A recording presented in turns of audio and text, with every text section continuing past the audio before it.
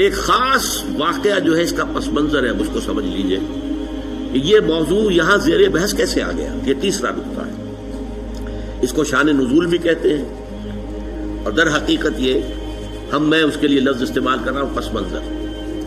اس آیت کے پس منظر میں تحویل قبلہ کا جو واقعہ ہوا ہے وہ ہے، آپ کے علم میں ہوگا کہ حضور جب تک مکے میں رہے آپ نماز ایسے پڑھتے تھے، خانہ کعبہ کے جنوبی سمت میں کھڑے ہوتے تھے، جو رکن یمانی ہے، اور دوسرا وہ رکن ہے جس میں کہ حجر اسود نصب ہے۔ ان دونوں کے درمیان اگر کوئی شخص کھڑا ہوگا تو اس کو کہتے ہیں استقبال القبلتین، بیک وقت خانہ کعبہ بھی سامنے ہے اور بالکل سیدھ میں بیت المقدس بھی سامنے ہے۔ استقبال القبلتین مکے میں رہتے ہوئے ممکن تھا، اس لیے کہ اگر آپ خانہ کعبہ کے جنوب میں کھڑے ہیں تو آپ کے سامنے کعبہ ہے اور اسی سیدھ کے اندر بیت المقدس بھی ہے۔ لیکن جب آپ ہجرت فرما کر تشریف لے آئے مدینہ منورہ، اب مدینہ منورہ کے جنوب میں ہے بیت اللہ، خانہ کعبہ، مکہ مکرمہ، اور شمال میں ہے بیت المقدس، لہذا اب استقبال القبلتین تو ممکن نہیں۔ اب یہ ہم نہیں جانتے، نہیں کہہ سکتے کہ آیا یہ کسی وحی خفی کی بنیاد پر ہوا، اس لیے قرآن میں کوئی وحی جلی موجود نہیں ہے، یا یہ حضور کا اپنا اجتہاد تھا جس سے کہ اللہ تعالیٰ نے پھر ریکگنائز کر لیا، اس کو منظور کر لیا۔ لیکن حضور نے مدینے جا کر نماز پڑھنی شروع کی بیت المقدس کی طرف رخ کر کے، شمال کی طرف، اور خانہ کعبہ پشت پر ہے۔ یہ چیز شاخ گزر رہی تھی ان لوگوں کو جو مکے سے چل کر آئے تھے، جتنی محبت انہیں خانہ کعبہ سے تھی اس کا ہم اندازہ نہیں کر سکتے۔ خود حضور جب روانہ ہوئے تھے مکے سے ہجرت کے لیے تو آپ خانہ کعبہ کے پردے پکڑ کر چمٹ کر آپ نے کہا تھا کہ اے کعبہ تجھے معلوم ہے، اے بیت اللہ تو جانتا ہے مجھے تجھ سے کتنی محبت ہے، لیکن یہاں کے لوگ مجھے یہاں نہیں رہنے دے رہے، میں یہاں سے جانے پر مجبور ہوں، یہ تجھ سے ہجرت کر کے جا رہا ہوں۔ اس حوالے سے سب کو پسند ہے، لیکن یہ کہ نماز پڑھ رہے ہیں خانہ کعبہ کی بجائے بیت المقدس کی طرف رخ کر کے۔ اس کے بعد 16-17 مہینے کے بعد قرآن مجید میں حکم آ گیا، قد نرى تقلب وجهك في السماء فلنولينك قبلة ترضاها فول وجهك شطر المسجد الحرام۔ اے نبی، ہم آپ کے چہرے کا بار بار آسمان کی طرف اٹھنا دیکھتے رہے ہیں۔ حضور انتظار کر رہے تھے کہ کب حکم آئے کہ ہم خانہ کعبہ کی طرف رخ کر لیں۔ اس سے میرا گمان یہ ہے کہ وحی خفی کی بنیاد پر حضور کا فیصلہ تھا۔ قرآن مجید میں جو وحی آ گئی ہے شامل ہے، اسے وحی جلی کہتے ہیں، اور حضور پر اور بھی وحی ہوتی تھی، وحی خفی جو قرآن مجید میں شامل نہیں ہے۔ بہت سی احادیث در حقیقت وہ وحی ہی پر مبنی ہے، لیکن وہ باللفظ نہیں ہے، بالمعنی ہے، اور وہ وحی جلی نہیں ہے، وحی خفی ہے۔ تو یہ معلوم ہوتا ہے وحی خفی کی بنیاد پر تھا، لیکن حضور پر بھی شاخ گزر رہا تھا اور مکے والوں پر بھی شاخ گزر رہا تھا، اور حضور بار بار آسمان کی طرف نگاہ اٹھاتے تھے کب جبرائیل آئیں اور کب یہ حکم ہو کہ ہم اپنا رخ بدل دیں اور بجائے شمال کی طرف رخ کر کے نماز پڑھنے کے جنوب کی طرف رخ کر کے نماز پڑھیں۔ تو اللہ فرماتا ہے قد نرى تقلب وجهك في السماء فلنولينك قبلة ترضاها۔ اے نبی، ہم دیکھتے رہے ہیں آپ کے چہرے کا آسمان کی طرف بار بار اٹھنا، تو لیجئے ہم بدل دیتے ہیں، آپ کا چہرہ کر دیتے ہیں رخ اسی طرف جو آپ کو پسند ہے۔ فول وجهك شطر المسجد الحرام، تو اب اپنا رخ پھیر دیجئے مسجد حرام کی طرف۔ فیصلہ حکم آ گیا۔ اب یہاں نوٹ کیجئے، یہاں وہ جو مذہبی ایک خاص ذہنیت تھی جس کا میں نے پہلے ذکر کیا تھا، جن کے نزدیک ظواہر کی بہت اہمیت ہے، ہر عمل کا ایک تو ہے باطن، اس کی روح، ایک اس کا ظاہر ہے، لیکن عام طور پر جو کٹر قسم کے اور جو زیادہ سمجھدار لوگ نہیں ہوتے، ان کے اندر زیادہ اہمیت جو ہے وہ ظواہر کی ہو جاتی ہے، باطن کی طرف توجہ نہیں ہوتی، روح کی طرف جو ہے توجہ نہیں ہوتی۔ تو کچھ نہ کچھ مسلمانوں میں بھی ایسے حضرات تھے، لیکن اس سے بڑھ کر یہودیوں نے ایک طوفان اٹھا دیا۔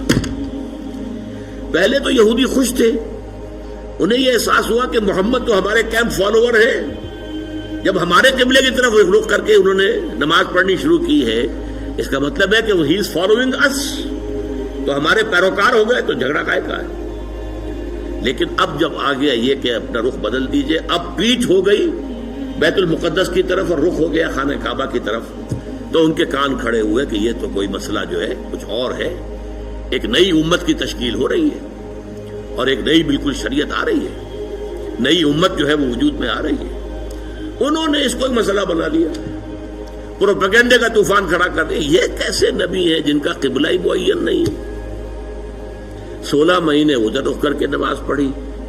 اگر ادھر کا قبلہ تھا تو وہ غلط تھا، تو 16 مہینے کی نمازیں زیرو ہو گئی. اور اگر وہی صحیح قبلہ تھا تو اب جو نمازیں پڑھ رہے ہیں وہ زیرو ہو گئی. قبلہ تو اپنی جگہ سے نہیں ہل سکتا، قبلہ تو ایک ہی ہوتا ہے. ان کا قبلہ ہی معین نہیں ہے. 16 مہینے ادھر رخ کر کے نماز پڑھی، اب ادھر رخ کر لیا. اور جیسا کہ میں نے عرض کیا، مسلمانوں میں بھی ایسے سادہ لوگ، سادہ مزاج لوگ تھے، وہ ان کے اس پروپیگنڈے سے بہت متاثر ہوئے.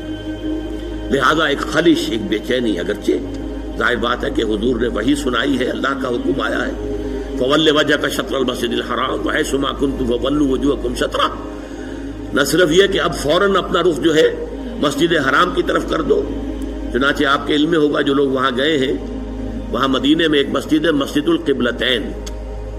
حضور ایک خاص قبیلے میں گئے ہوئے تھے، ظہر کی نماز کا وقت وہاں آ گیا، وہاں کوئی دعوت طعام تھی، ظہر کا وقت آ گیا تو کھڑے ہو گئے نماز پڑھنے کے لیے. صحابہ پیچھے کھڑے ہیں. اسی دوران میں، نماز کے دوران یہ آیات نازل ہوئی. حضور نے وہی قبلہ بدلا اپنا، فَوَلِّ وَجْهَكَ شَطْرَ الْمَسْجِدِ الْحَرَامِ. اب حکم الہی آنے کے بعد تو تاخیر 1 منٹ کی بھی جائز نہیں، تو فوراً آپ نے رخ بدل لیا اور تمام نمازیوں نے بھی رخ بدل لیا. اس لیے اس مسجد میں 2 طرف محرابیں بنی ہوئی ہیں.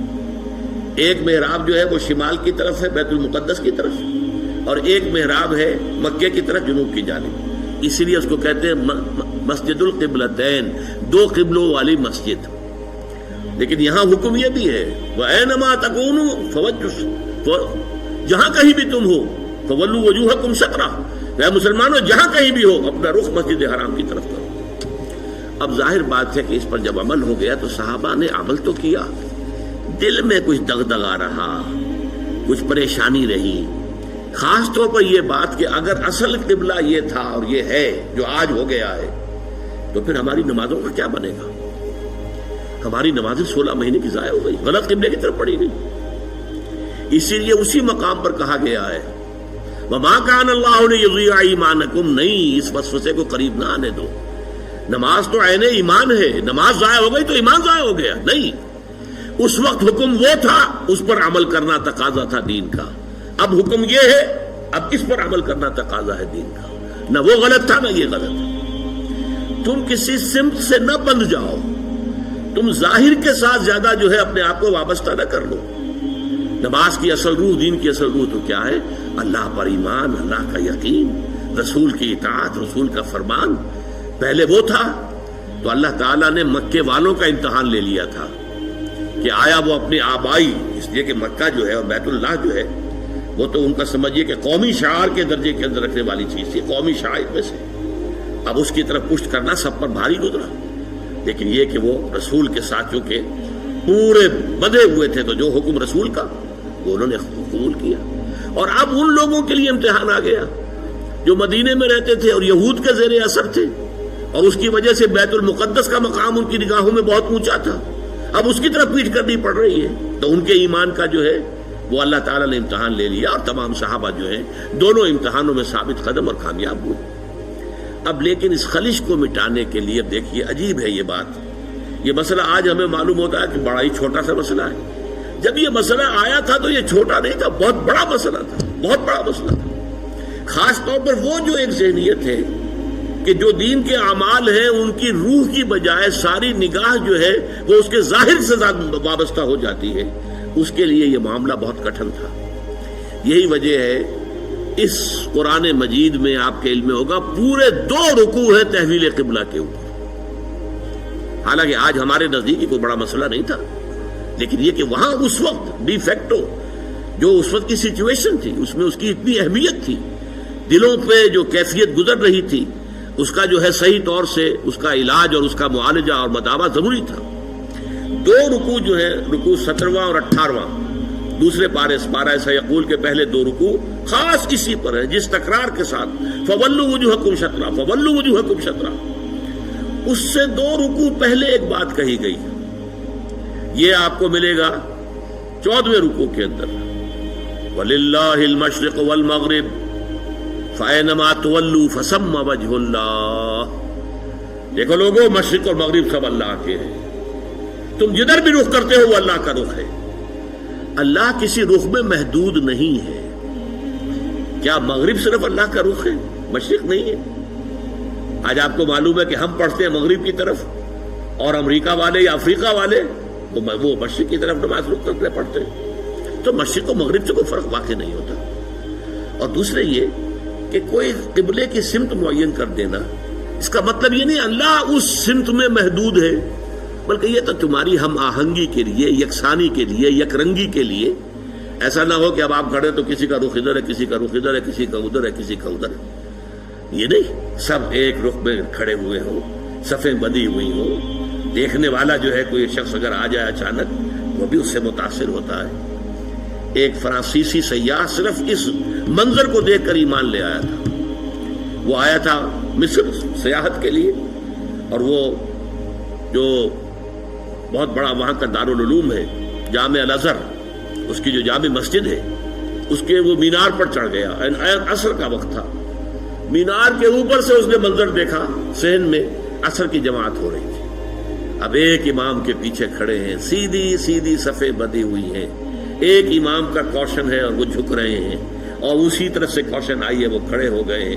ایک منظر ایسا اس کے دل کے اوپر اس نے اثر کیا، وہ ایمان لے آیا کہ جس مذہب کی عبادت اتنی منظم، اس کے اندر یہ رنگ ہے، گویا کہ ملٹری پریڈ ہو رہی ہے، اس طرح کا انداز عبادت کا، ایک تو کلیکٹیو، انفرادی نہیں، اجتماعیت کی اہمیت، اور پھر اس کے اندر وہ رنگ اور یکسانی، ہم رنگی دیکھ کر۔ تو اس طریقے سے تمہارے اندر یک رنگی پیدا کرنے کے لیے ایک رخ معین کر دیا۔ اس کا یہ مطلب نہیں اللہ اسی رخ میں ہے۔ للہ المشرق والمغرب، مشرق و مغرب سب اللہ کے لیے ہے۔ فَأَيْنَمَا تُوَلُّوا فَثَمَّ وَجْهُ اللَّهِ، جدھر بھی تم رخ کرو اللہ کا رخ ہے، شمال بھی اللہ کا، جنوب بھی اللہ کا، مشرق بھی اللہ کا، مغرب بھی اللہ کا۔ اللہ تعالیٰ کسی رخ میں جو ہے محدود نہیں ہے۔ اس کو خوب کہا ہے غالب نے، ہے پرے سرحد ادراک سے اپنا مسجود۔